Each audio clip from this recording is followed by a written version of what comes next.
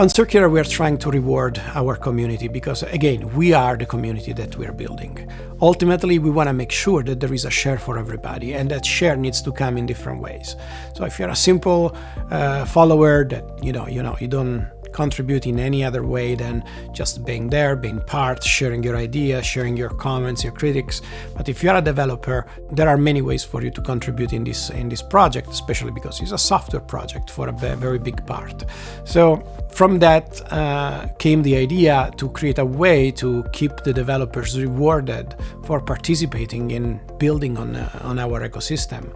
And the best way we found was to, just like we have to reward the node operator because it's putting energy, it's putting a machine at our service, probably, without a developer, there's no need to use that machine. There is no need to do anything. We shouldn't be here if there were no developers. So developers are not just a piece. They are a very important piece of this ecosystem.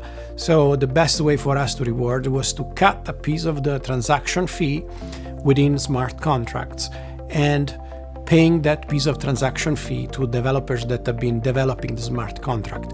It doesn't matter if the developer has been developing that smart contract for someone else.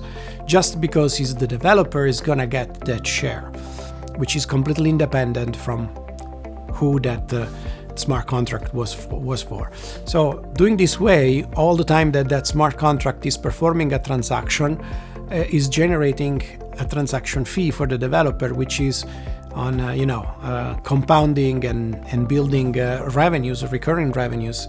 And if you start having more and more smart contracts developed by you, you're gonna eventually start having meaningful revenues generated passively as a passive income for the work you did. This is not only important for the developer, but it's also important for the new projects, the startup, the small companies, small businesses that want to build on Circular. Because, for example, at the beginning, they might not be able to afford to pay someone for a smart contract.